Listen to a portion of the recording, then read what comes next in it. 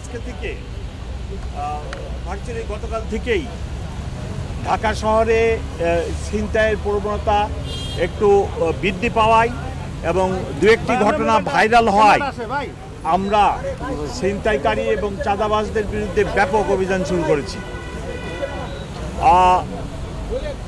এই উদ্দেশ্যে এই ছিনতাইকারীদের ধরা এবং তাদেরকে দমন করার জন্য আমাদের সাথে ঢাকা মেট্রোপলিটন পুলিশের সাথে বাংলাদেশ আর্মি,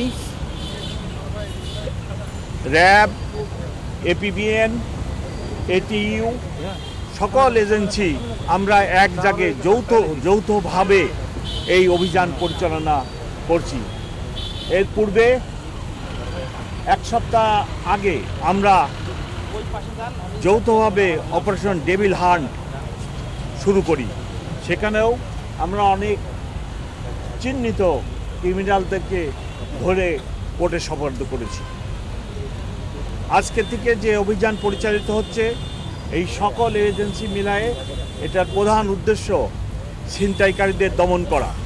আপনারা জানেন এই ছিনতাইকারীরা অধিকাংশই 15 থেকে 20-22 বছরের বয়সের।